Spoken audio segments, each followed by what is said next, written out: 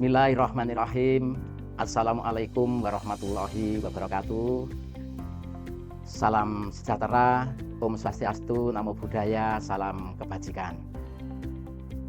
Selamat siang Bapak dan Ibu tim penilai sertifikasi dosen tahun 2026. Perkenalkan, nama saya Dr. Sarbini SHMH. Saya adalah dosen tetap pada program studi ilmu hukum Fakultas Hukum Universitas Mejen Sungkono Mojokerto sejak tahun 2022. Video ini saya susun dalam rangka memenuhi salah satu persyaratan usulan sertifikasi dosen tahun 2026, yaitu pernyataan diri dosen dalam ujuk kerja Tridharma Perguruan Tinggi atau PDD UKT-PT khususnya pada bidang pengajaran. Sebagai dosen di program studi ilmu hukum, saya diberi amanah untuk mengampu beberapa mata kuliah, diantaranya hukum tata negara, hukum pemerintah daerah, hukum administrasi negara, hukum administrasi daerah, hukum pembentukan peraturan perundang-undangan, dan perselisihan hubungan industrial. Namun pada kesempatan kali ini, mata kuliah yang saya pilih sebagai representasi unsur pengajaran dalam video pembelajaran ini adalah mata kuliah hukum tata negara. Mata kuliah hukum tata negara merupakan mata kuliah wajib bagi mahasiswa program studi ilmu hukum di semester 2 dengan bobot 4 SKS. Proses pembelajaran pada mata kuliah ini dirancang dan disampaikan dengan menggunakan pendekatan kurikulum berbasis OBE, Outcome Based Education. Secara singkat, mata kuliah hukum tata negara mempelajari prinsip-prinsip dasar ketatanegaraan, struktur dan penyelenggaraan negara, serta hubungan antar lembaga negara berdasarkan konstitusi. Pembahasan meliputi konsep negara dan konstitusi, sumber-sumber hukum tata negara, teori kedaulatan, pembagian dan pemisahan kekuasaan, sistem pemerintahan, lembaga-lembaga negara, hubungan pusat dan daerah, pemilihan umum, serta perkembangan ketatanegaraan Indonesia pasca amandemen Undang-Undang Dasar tahun 1945. Mata kuliah ini bertujuan membekali mahasiswa dengan kemampuan memahami, menganalisis, dan mengkaji berbagai persoalan ketatanegaraan dalam perspektif hukum dan konstitusi guna mendukung terwujudnya negara hukum yang berdemokrasi. Pembelajaran selama 1 semester dirancang secara struktur ke dalam beberapa pokok pembahasan utama, yaitu 1. Pengertian hukum tata negara, kedudukan dalam sistem hukum nasional, dan perbedaan dengan hukum administrasi negara serta hukum internasional. Yang kedua, sumber-sumber hukum tata negara. Ketiga, perkembangan konstitusi Indonesia dan substansi perubahan Undang-Undang Dasar 1945. Yang keempat, struktur Undang-Undang Dasar Negara Republik Indonesia tahun 1945 dan implikasi perubahannya. Yang kelima adalah sistem pemerintahan dan bentuk negara Indonesia. Yang keenam, kedudukan, tugas, wewenang, dan hubungan MPR, DPR, DPD, Presiden pasca amandemen Undang-Undang Dasar 1945, serta hak-hak DPR dan hak prerogatif Presiden. Yang ketujuh, lembaga negara, lembaga independen, dan fungsi judicial review dalam sistem ketatanegaraan Indonesia. Yang kedelapan, hak asasi manusia dalam sistem ketatanegaraan Indonesia. Yang kesembilan adalah kewarganegaraan, hak politik, hak informasi dalam sistem hukum Indonesia. Yang kesepuluh, sistem pemilu, partai politik, dan penyelesaian sengketa pemilu di Indonesia. Yang ke-11, pemerintahan daerah, keuangan daerah, dan otonomi khusus di Indonesia. Ke-12, kewenangan Mahkamah Konstitusi, hukum acara, dan jenis putusan. 13, hukum acara Mahkamah Konstitusi, legal standing, pokok permohonan, batu ujian, persidangan, dan jenis putusan. Ke-14, isu kontemporer hukum tata negara Indonesia. Untuk kriteria penilaian yang diterapkan dalam pembelajaran ini yaitu kehadiran 30%, tugas 20%, UTS 20%, UAS 30%, total penilaian 100%. Dan untuk referensi wajib yang digunakan yaitu referensi utama Jimli Asidiki 2022 pengantar ilmu hukum tata negara Jakarta PT Raja Grafindo Persada. Yang kedua Sri Sumantri 2021 Hukum Tata Negara Indonesia Pemikiran dan Pandangan Bandung PT Remaja Rosda Karya. Yang ketiga Bagirmanan 2020 Lembaga Kepresidenan Yogyakarta Fakultas Hukum UI IPES. Yang keempat Nikmatul Huda 2021 Hukum Tata Negara Indonesia Jakarta PT Raja Grafindo Persada. Yang kelima Mahfud MD tahun 2020 Konstitusi dan Hukum dalam Kontroversi Isu Jakarta PT Raja Grafindo Persada. Buku ajar karya saya sendiri dengan judul Pengantar Hukum Tata Negara. Yang ketujuh adalah buku ajar karya saya sendiri juga dengan judul Hukum Administrasi Negara. Peraturan Perundang-undangan Undang-Undang Dasar Negara Republik Indonesia tahun 1945 hasil amandemen 1 sampai dengan 4 1999 2002. Nomor 2 adalah Undang-Undang Nomor 24 tahun 2003 Yunto Undang-Undang Nomor 8 tahun 2011 tentang Mahkamah Konstitusi. Yang ketiga, Undang-Undang Nomor 12 tahun 2011 Yunto Undang-Undang Nomor 15 tahun 2019 tentang pembentukan peraturan perundang-undangan. Keempat, Undang-Undang Nomor 39 tahun 1999 tentang hak asasi manusia. Yang kelima adalah Undang-Undang Nomor 23 tahun 2014 tentang pemerintahan daerah. Yang keenam, Undang-Undang Nomor 7 tahun 2017 tentang pemilihan umum. Berikut adalah contoh video pembelajaran yang dilakukan secara offline atau luring di dalam kelas. Terima kasih. Wassalamualaikum warahmatullahi wabarakatuh. Assalamualaikum warahmatullahi wabarakatuh. Gimana kabarnya? Semangat ya? Baiklah, di sini saya memperkenalkan diri terlebih dahulu. Nama saya Dr. Sartini SHMH selaku pengajar hukum tata negara. Untuk mengawali perkuliahan ini perlu saya sampaikan beberapa materi yang akan saya sampaikan di semester 2 ini. Bobotnya materi ini adalah 4 SKS. Ya.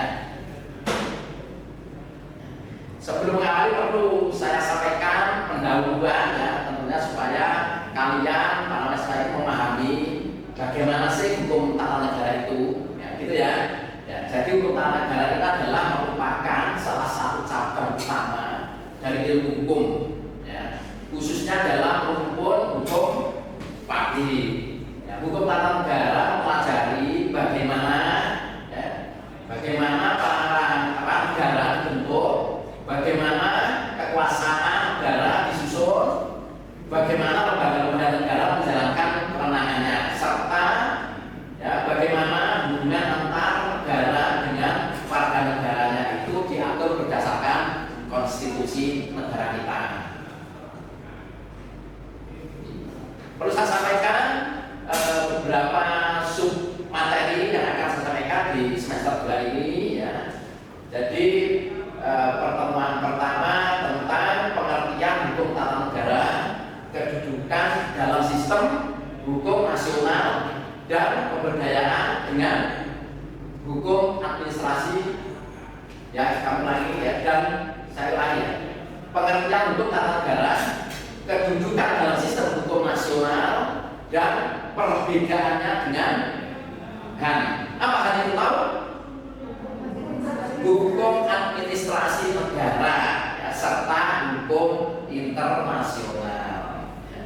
Pada sub materi pertemuan ini ya, jadi sub-sub yang akan kita bahas ya. Satu, pengertian dan ruang lingkup hukum tata negara. Yang kedua, objek kajian dan metode pendekatan hukum tata negara.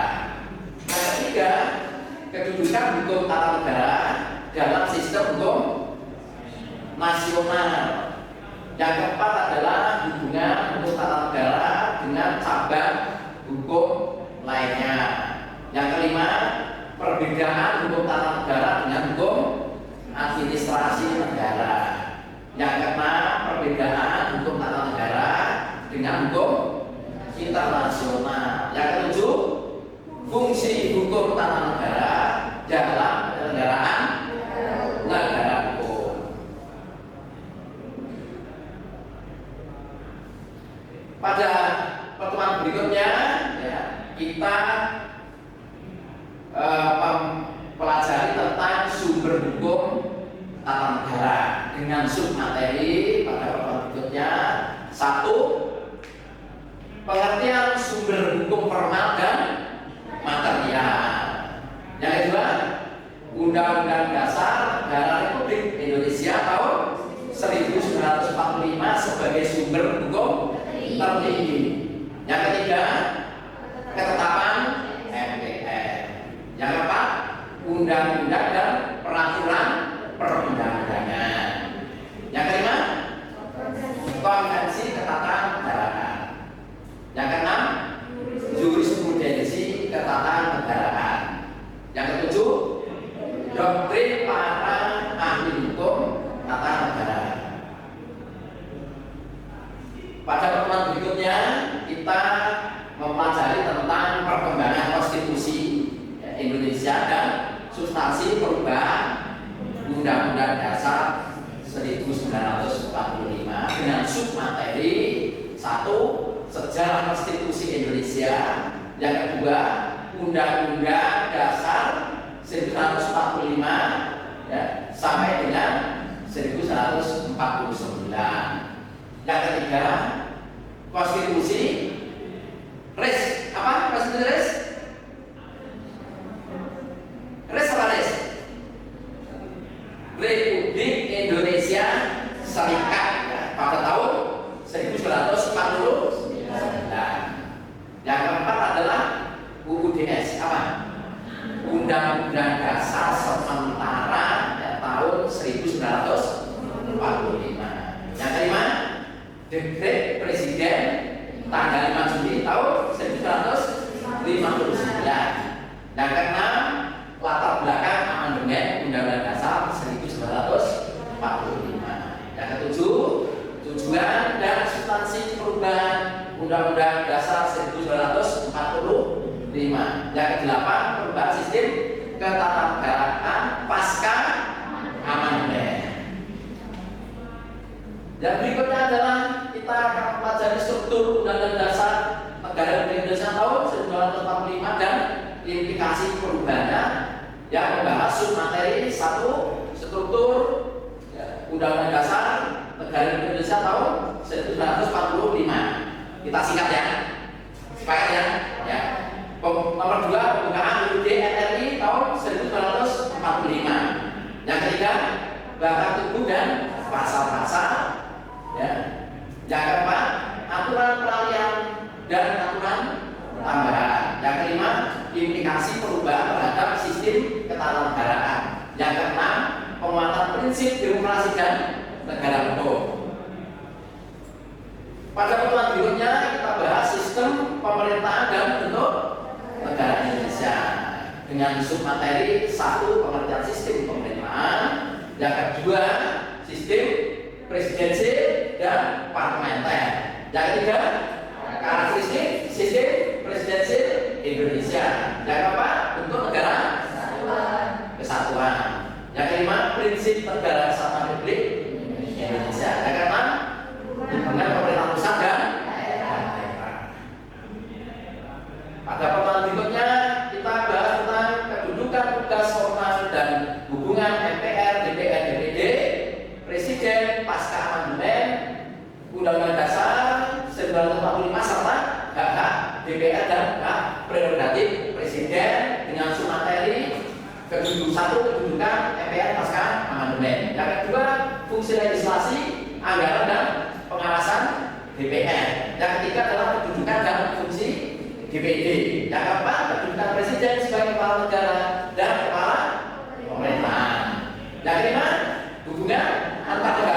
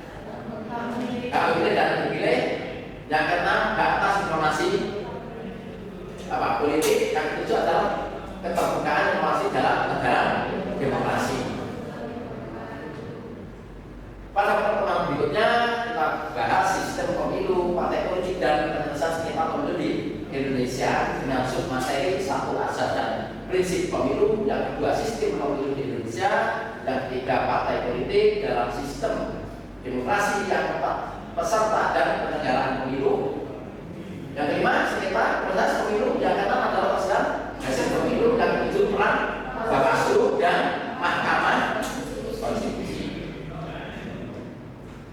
Pada pertemuan berikutnya kita bahas tentang pemerintahan daerah, keuangan daerah dan otonomi khusus di Indonesia dengan submateri satu konsep desentralisasi, kedua adalah pemerintahan dalam provinsi dan kabupaten atau kota, ya. Yang ketiga hubungan pusat dan daerah, dan yang keempat adalah keuangan daerah, yang kelima APBD dan pengelolaan keuangan daerah. APBD apa? Anggaran pendapatan dan belanja daerah. Yang keenam otonomi khusus Aceh, Papua dan daerah istimewa Yogyakarta. Pada pertemuan berikutnya kita akan membahas kewenangan Mahkamah Konstitusi, hukum acara dan jenis putusan dengan submateri kedudukan Mahkamah Konstitusi. Yang satu atau dua adalah kewenangan konstitusional Mahkamah Konstitusi atau MK, ya. Yang ketiga adalah pengujian undang-undang terhadap undang-undang dasar. Yang keempat sengketa kewenangan lembaga negara. Yang kelima pembubaran partai politik. Yang keenam perselisihan hasil pemilu. Yang ketujuh jenis dan sifat putusan Mahkamah Konstitusi. Pada pertemuan berikutnya kita akan bahas hukum acara Mahkamah Konstitusi, ya, yang legal standing, pokok permohonan, batu uji persidangan dan jenis putusan dengan submateri satu, ya, legal standing pemohon, yang kedua pokok permohonan, ketiga batu uji konstitusional, keempat tahapan persidangan di MK, yang kelima pembuktian dalam perkara konstitusi, yang keenam putusan dikabulkan, ketujuh putusan ditolak, yang kedelapan putusan tidak dapat diterima, ya, veto, dan yang kesembilan adalah putusan konstitusional bersalah dan inkonstitusional bersalah. Yang pertemuan berikutnya, ya, nanti kita bahas isu kontemporer hukum tata negara Indonesia yang memiliki submateri, ya, wacana amandemen UUD RI tahun 1945 ke 5. Yang kedua adalah penguatan sistem presidensial, yang ketiga independensi lembaga negara, yang keempat digitalisasi pemerintah dan demokrasi, yang kelima pemilu serentak dan reformasi sistem pemilu, yang keenam dinamika hubungan pusat dan daerah, yang ketujuh putusan Mahkamah Konstitusi yang berpotensi, yang kedelapan adalah tantangan negara hukum dan demokrasi daerah digitalisasi. Ini, ya, nanti yang akan kita bahas pada semester 2 ini dalam mata kuliah hukum tata negara. Terima kasih. Nanti setelah kita akan menginjak ke materi yang pertama tadi, ya, materi pertemuan pertama akan kita bahas, ya. Setelah ini kita selesaikan materinya dulu. Baik, ya, kita bahas mengenai tentang pada pertemuan pertama, ya, kita bahas tentang pengertian dan ruang lingkup hukum tata negara.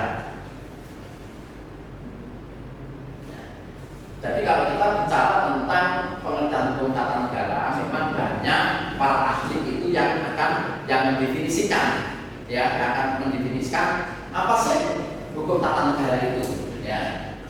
Jadi, ya, hukum tata negara itu adalah cabang ilmu publik yang mengatur organisasi negara, ya, pembagian kekuasaan negara, ya, hubungan antar lembaga negara, hubungan negara dengan warga negaranya, serta hak dan kewajiban warga negara yang diatur dalam konstitusi. Kalau kita bisa konstitusi, kita apa konstitusi? Konstitusi kita itu adalah berarti undang-undang dasar 1945, ya, jadi itu. Ruang lingkup ini, ya, hukum tata negara ini, ya, meliputi konstitusi dan undang-undang dasar, ya, bentuk negara, konstitusi, undang-undang dasar, ya, bentuk negara dan bentuk pemerintah. Apa yang bentuk negara kita? Bentuk negara berarti Republik Indonesia. Untuk pemerintahan negara kesatuan, untuk pemerintahan dari Republik, ya kan ya. Jadi partai untuk negara kesatuan, ya, dan untuk pemerintahnya Republik. Yang ketiga adalah sistem pemerintahan, ya, sistem pemerintahan, ya. Yang keempat, kedaulatan rakyat dan demokrasi. Bagaimana rakyat ini, ya, mempunyai kebebasan dalam hal berdemokrasi, ya, dalam hal berdemokrasi. Yang kelima, lembaga negara dan kewenangannya. Lembaga negara dan kewenangannya. Kenapa? Kok diberi wewenang agar dapat melaksanakan tugas dan fungsinya, ya. Itu. Yang pertama adalah hubungan antar lembaga negara. Jadi lembaga negara dan kewenangannya, masing-masing lembaga negara punya kewenangan, ya. Juga kewenangan itu juga batasi, ya, agar antar lembaga negara ini tidak tumpang tindih dalam melaksanakan tugas dan fungsinya, dan itu ya. Yang kedua adalah hak asasi manusia, yang dalam pemilihan umum. Yang kesembilan, pemerintahan daerah dan otonomi daerah. Ya, jadi pemerintahan daerah dan otonomi daerah ini muncul setelah amandemen yang disampaikan pada tadi, ya, disampaikan pada pembahasan mata kuliah tadi, ya. Jadi pemerintahan daerah dan otonomi ini kalau dulu sebelum reformasi memang sifatnya adalah sentral. Nah, ketika setelah reformasi maka melalui amandemen itu, ya, di beberapa akhirnya ada otonomi daerah. Yang kedua adalah perubahan konstitusi. Objek kajian dan metode pendekatannya adalah negara sebagai organisasi kekuasaan. Yang kedua adalah konstitusi itu sebagai hukum dasar negara. Yang ketiga adalah lembaga negara beserta kewenangannya, tadi sudah saya sampaikan. Yang keempat adalah pembagian dan pelaksanaan kekuasaan negara. Ya. Kenapa kok harus ada pembagian dan pelaksanaan kekuasaan? Kenapa harus dibagi? Ayo yang keras kan jawab. Kenapa? Karena supaya pembagian tugas dan pelaksanaan tugasnya itu tertata. Tertata. Ya. Jadi tidak melampaui kewenangannya, gitu ya. Terus yang kelima adalah hubungan negara dengan warga negaranya. Ini salah satu ciri khas daripada dinyatakan bahwa hukum antar negara itu hukum publik, itu hukum yang mengatur, ya, antar negara dengan warga negaranya. Ya, itu namanya hukum publik. Yang keenam adalah kewajiban warga negara. Yang ketujuh, sistem pemerintahan dan mekanisme penyelenggaraan negara. Fungsi perlindungan hak warga negara. Jadi ada fungsinya, yaitu menjaga keseluruhan warga negara dengan perlindungan hak. Fungsi apa berikutnya? Legitimasi kekuasaan, memberikan dasar hukum, ya, bagi penyelenggara kekuasaan negara. Kenapa harus diberikan dasar hukum dalam penyelenggaraan negara ini? Supaya ada apa? Punya legitimasi, ya kan? Kekuasaan. Tanpa dasar hukum maka negara tidak bisa menyelenggarkan apa? Kekuasaannya sebagai dasar keabsahan secara hukum, ya, harus sah secara hukum sehingga lembaga yang dibentuk itu bisa bekerja, ya.